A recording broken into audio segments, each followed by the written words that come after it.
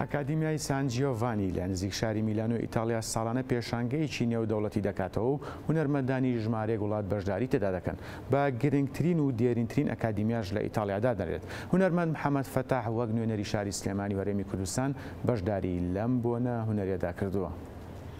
بەسپاسەوە ئەم ساڵیش بانگێشتکەین بۆ ئەم پێشانگە دەوڵەتیە کە لە وڵاتی ئیتالیا لە شاری کاڤادیتێرێنی دەکرێتەوە ساڵانە. ئەم پێشانگایشی نێودەوڵەتیە زۆربەی هونەرمەندان لە هەموو جیهانەوە بەشدارە بن تیایدا و هەڵبەتە لە کۆتایی ئەم پێشانگایە مەراسیمی پێشکەشکردنی خڵاتەکان و بڕوانامەی ڕێزلێنان هەیە.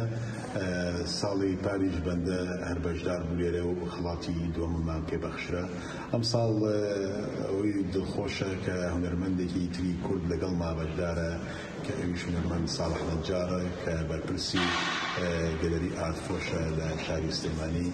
ئێمە هیوادارین هونەرمەندانی کورد بتوانن ئاوا پێگەیان هەبێت مەسەلەن لەو جۆرە چالاکی نێودەوڵەتیانەدا بەشدار بن و بەڕاستی هونەرمەندانی کورد لە ڕووی ستایل و ئیشکردنەوە هیچیان کەمتر نیت لە هونەرمەندانی جیهان کە بەشدارن لەم جۆرە چالاکیانەدا.